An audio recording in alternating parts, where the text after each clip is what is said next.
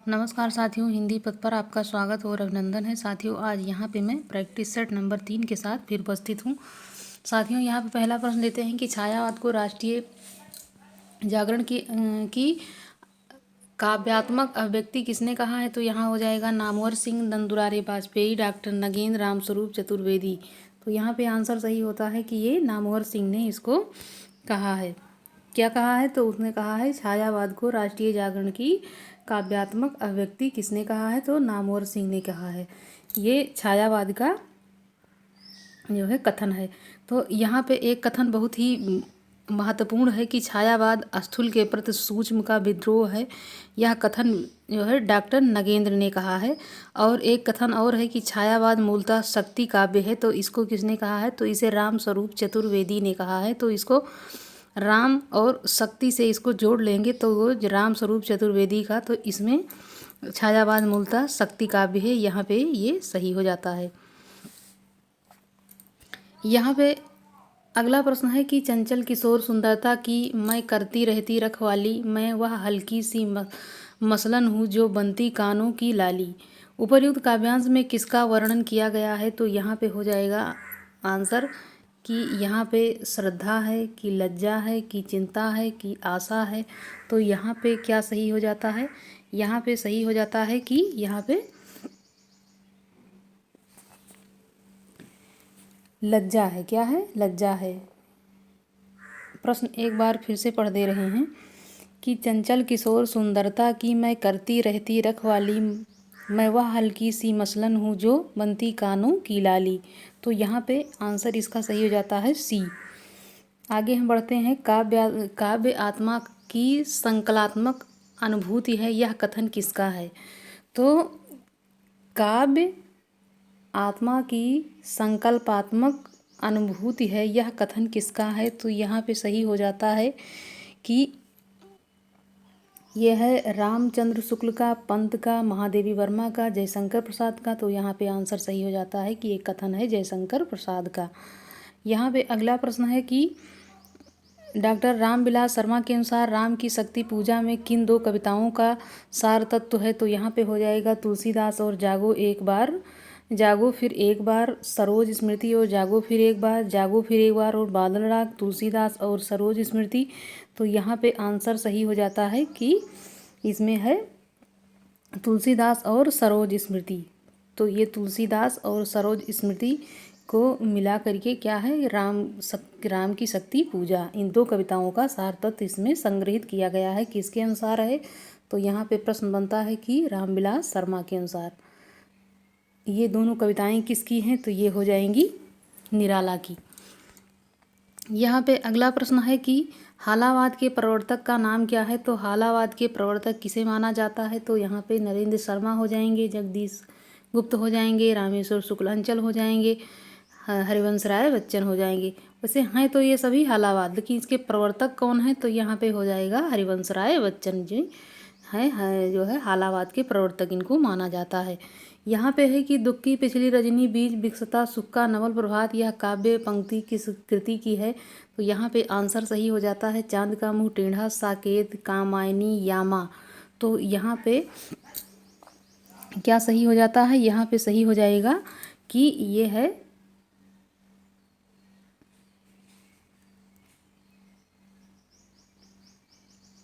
इसमें दोनों में थोड़ा कन्फ्यूजन है, तो यहाँ पे सही हो जाएगा कामायनी।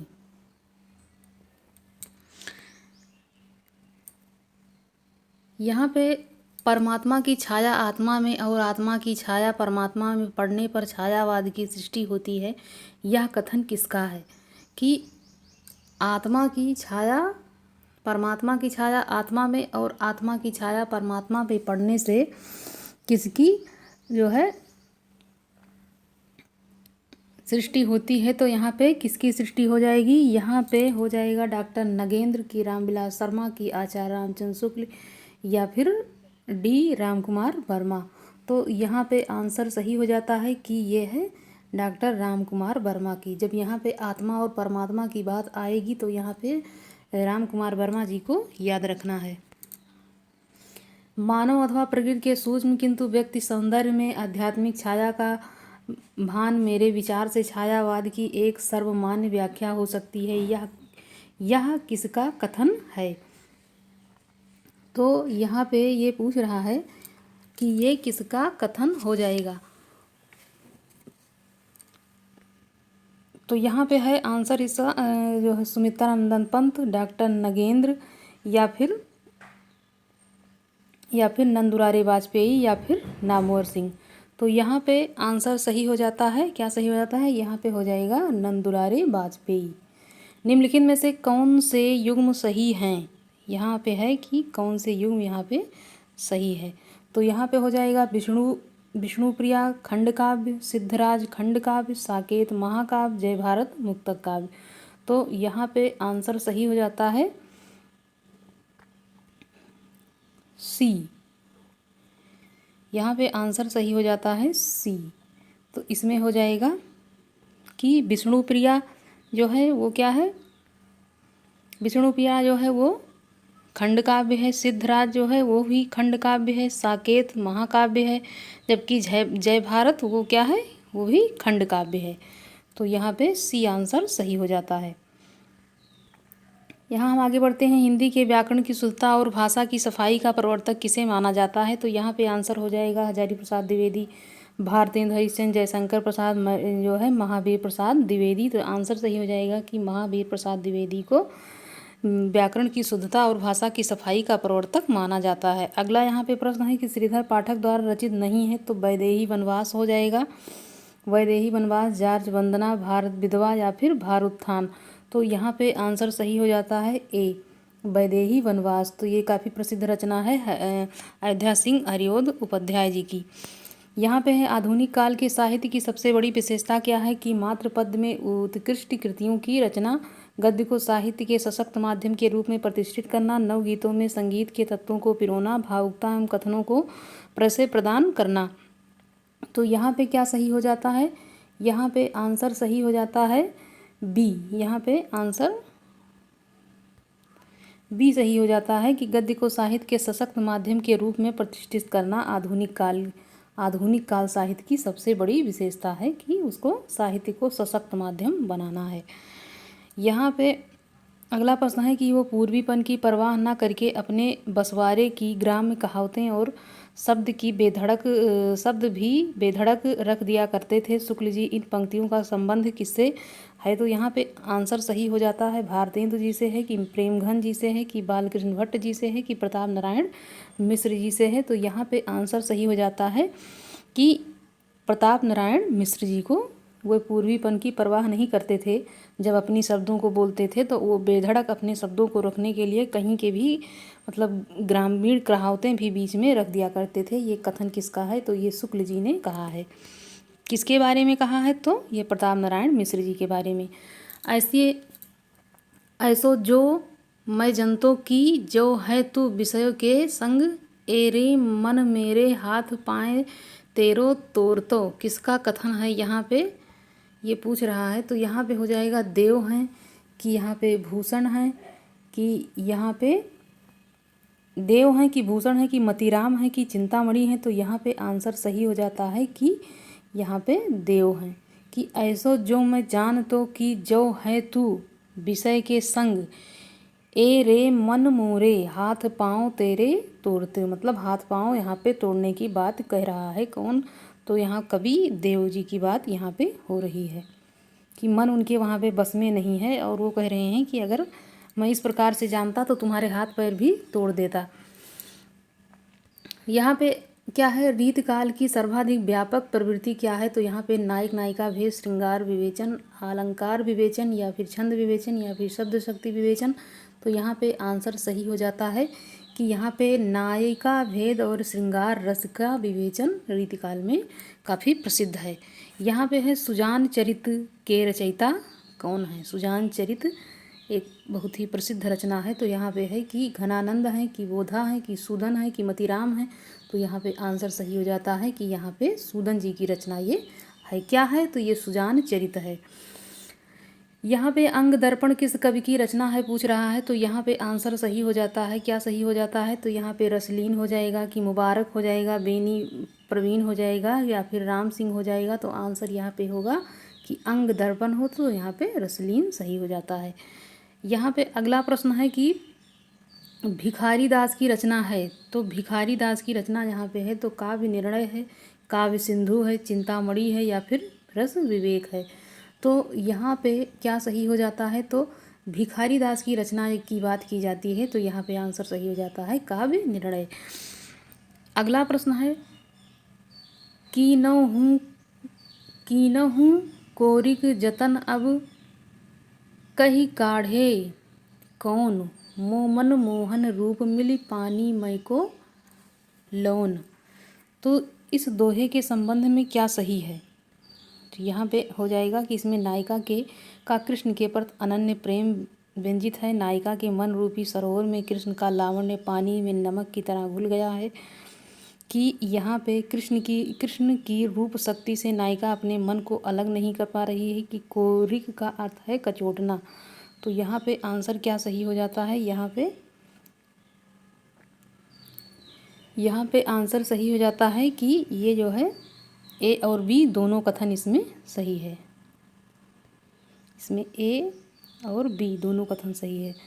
अगला प्रश्न है कि श्रृंगार लतिका के रचयिता कौन है, तो श्रृंगार लतिका जो है रचना, उसके रचयिता हैं यहाँ पे द्विजदेव हो जाएंगे, चिंतामणि हो जाएंगे, देव हो जाएंगे, रत्नाकर हो जाएंगे। ये जितने सारे कवि हैं ये सब जो है रीत काल के कवि यहाँ पे इनकी बात हो रही है, केवल रत्नाकर जी को छोड़ करके। तो यहाँ पे आंसर हो जाएगा द्विजदेव। श्रृंगार लतिका के रचयिता द्विजदेव हैं। जयपुर नरेश जगत सिंह के आश्रय में रहते हुए पद्माकर ने कौन सा लक्षण ग्रंथ लिखा, तो यहाँ पे जगत विनोद हो जाएगा कि राम रसायन हो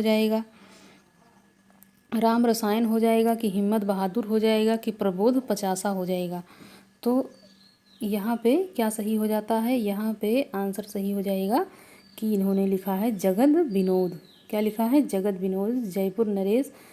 जयपुर नरेश के यहाँ रहते हुए इन्होंने जगत विनोद लिखा है। यहाँ पे अगला प्रश्न है कि जिस कवि में कल्पना की समाहार शक्ति के साथ भाषा की समा शक्ति जितनी अधिक होती होगी उतना ही वह मुक्तक की रचना में सफल होगा। यह क्षमता बिहारी में पूर्ण रूप से वर्तमान थी। यह कथन मूलतः किस विद्वान का यहाँ पे कहा जा सकता है, तो यहाँ पे हम देखते हैं साथियों कि ये किसका कथन है। तो यहाँ पे आंसर सही हो जाएगा आचार्य रामचंद्र शुक्ल, आचार्य हजारी प्रसाद द्विवेदी, आचार्य विश्वनाथ प्रसाद मिश्र, डॉक्टर राम कुमार वर्मा। तो यहाँ पे आंसर सही हो जाता है कि ये कथन है आचार्य रामचंद्र शुक्ल का।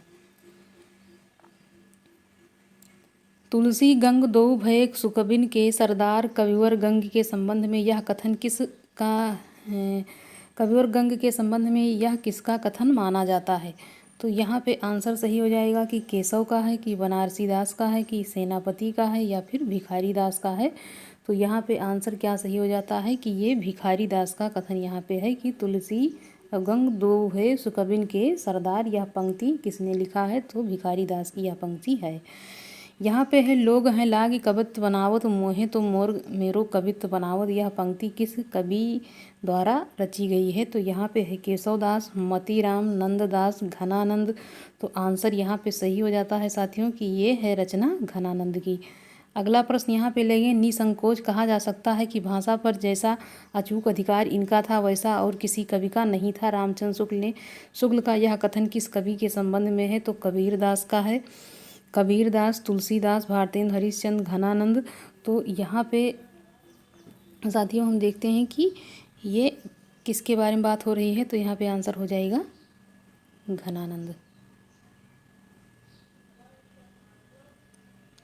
रसमंजरी किस कवि की कृति है, तो यहाँ पे हो जाएगा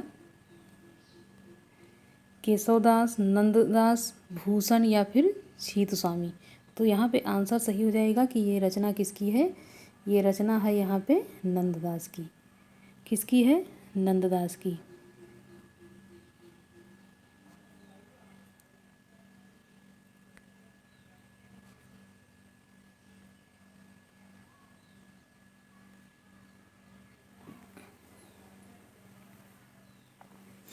हिंदू मकबर पाँव न राख्यो का जो बहुते हिंदी भाख्यो, यह उक्ति किस रचना और रचनाकार से संबंधित है? तो नूर मोहम्मद, इंद्रावती, उस्मान, चित्रावली, नूर मोहम्मद, राग बासरी, कासिम शाह, हंस जवाहिर।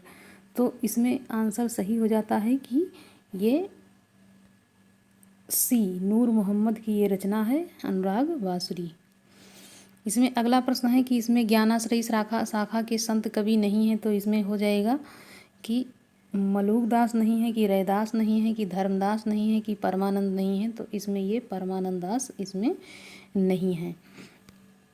ये जो है जो अष्टछाप की रचना हुई थी ये उसके कवि हैं। अब यहाँ पे अगला प्रश्न है कि ज्ञानदीप के रचयिता का नाम क्या है? तो यहाँ पे मंझन हो जाएगा, यहाँ पे मंझन हो जाएगा, कुतुबन हो जाएगा, कि उस्मान हो जाएगा, कि शेख नबी हो जाएगा। तो यहाँ पे आंसर सही हो जाता है कि ये ज्ञानदीप के रचयिता यहाँ पे शेख नबी जी को माना जाता है। तात्विक दृष्टि से ना तो हम इसे कबीर का अद्वैतवादी कह सकते हैं, ना एकेश्वरवादी से संबंधित यह विचार यहाँ पे किसका है? तो यहाँ पे हो जाएगा हजारी प्रसाद द्विवेदी का। हजारी प्रसाद द्विवेदी, राहुल शंकरत्यायन, रामचंद्र शुक्ल या फिर माता प्रसाद गुप्त। तो यहाँ पे आंसर सही हो जाता है कि ये रामचंद्र शुक्ल की जो है कथन संबंधित है रामचंद्र शुक्ल जी से। यहाँ पे अगला प्रश्न है कि दशरथ सुत तिहुलोक बखाना राम नाम का मरम है आना, इस पंक्ति के माध्यम से कबीर क्या कहना चाहते हैं? तो मैं राम नाम का मर्म जानता हूँ, मेरे राम नाम का मर्म कुछ और है। दशरथ के पुत्र का वर्णन तीनों लोक में होता है, कि दशरथ पुत्र राम की महिमा अपरंपार है। यहाँ पे कवि क्या कहना चाहता है? यहाँ पे यही बताना है। तो यहाँ पे आंसर सही हो जाता है बी, कि मेरे राम नाम का मर्म कुछ और है। यहाँ पे अगला प्रश्न है कि कबीर परिचयी के रचनाकार कौन है? तो यहाँ पे हो जाएगा कि यहाँ पे नाभादास हैं, कि अनंत दास हैं, कि धर्मदास हैं, कि सुंदर दास हैं। तो यहाँ पे आंसर सही हो जाता है क्या? तो यहाँ पे आंसर बी सही हो जाता है कि अनंत दास हैं। रामानुजाचार्य ने किस दर्शन का प्रतिपादन किया है? तो यहाँ पे आंसर हो जाएगा अद्वैतवाद। यहाँ पे हो जाएगा अद्वैतवाद, शुद्धाद्वैतवाद, विशिष्ट द्वैतवाद या फिर द्वैत द्वैतवाद। तो यहाँ पे आंसर क्या सही हो जाता है कि विशिष्ट द्वैतवाद। इसको याद करने का एक बहुत बढ़िया ट्रिक है कि इसको राम है, यहाँ राम को जोड़ लीजिए, राम विशिष्ट, ऐसे करके याद कर लेते हैं तो बड़े आसानी से ये याद रहता है, कभी भूलता नहीं है। यहाँ पे अगला प्रश्न है गद्य पद मिश्रित चंपू काव्य है। तो यहाँ पे वर्ण रत्नाकर हो जाएगा, उक्त विक्त हो जाएगा, राउर बेल हो जाएगा या फिर अस्थूल भद्र रास हो जाएगा। तो यहाँ पे क्या हो जाएगा? यहाँ पे आंसर सही हो जाता है कि राउर बेल हो जाएगा। क्या हो जाएगा? राउर बेल। यहाँ पे है अगला प्रश्न कि पृथ्वीराज किसके प्रति अनुरक्त थे? तो यहाँ पे हो जाएगा पद्मिनी से, कि कमलिनी से, कि संयोगिता से, कि चंद्रिका से। तो साथियों यहाँ पे आंसर सही हो जाता है कि वो संयोगिता से में अनुरक्त थे। यहाँ पे अगला प्रश्न है कि भाषा की कसौटी पर यदि ग्रंथ को कसते हैं तो और भी निराश होना पड़ता है, क्योंकि वह बिल्कुल बेठिकाने है, उसमें व्याकरण आदि की कोई व्यवस्था नहीं है।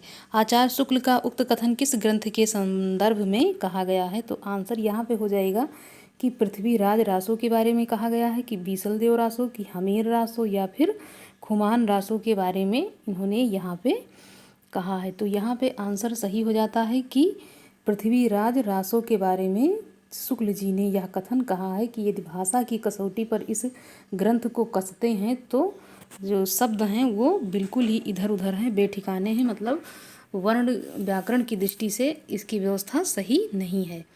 यहाँ पे अगला प्रश्न है कि अपभ्रंश शब्द का प्रयोग सर्वप्रथम किसने किया है? तो यहाँ पे आंसर सही होता है भरत मुनि ने, पतंजलि ने, राजशेखर ने या फिर भामह ने। तो किसने किया है अपभ्रंश का प्रयोग सर्वप्रथम किसने किया है? तो यहाँ पे आंसर सही हो जाएगा साथियों कि पतंजलि ने इसका प्रयोग किया है।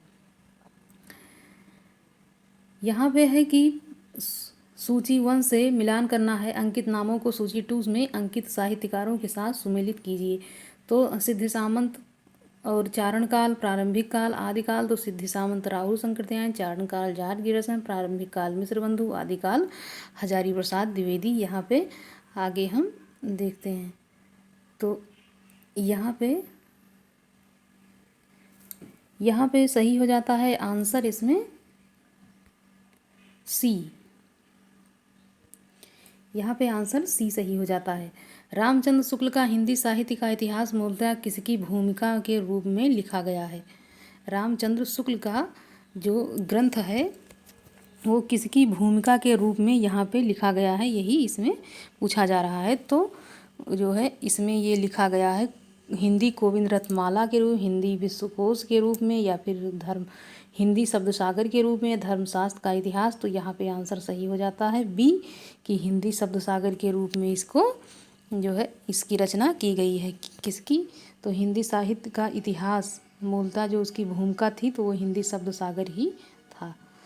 तो साथियों यहाँ पे हमने अपना जो प्रैक्टिस सेट था यहाँ पे हमारा ये अब समाप्त होता है साथियों। अगले प्रैक्टिस सेट के साथ हम फिर उपस्थित होते हैं साथियों। तो आप लोग को अच्छे से मन लगा करके पढ़ाई करिए, और जितने ही आप लोग प्रैक्टिस सेट हल करेंगे वो चाहे बुक की हो या फिर किसी भी जो है वीडियो के माध्यम से, यदि आपके कानों में ये प्रश्न पढ़ते हैं तो कहीं ना कहीं वो आपके दिमाग में बैठते जाते हैं। तो आप जितने हो सके जो है उसको जो है हल कीजिए प्रश्नों को, और वो अपने ध्यान में बैठाइए और याद कीजिए और अपनी पढ़ाई को अच्छे से करिए। धन्यवाद साथियों। यदि हमारा चैनल आप लोगों को अच्छा लग रहा है तो इसको चैनल को सब्सक्राइब कीजिए और अपने दोस्तों साथियों में शेयर कीजिए और वीडियो को लाइक कीजिए। धन्यवाद।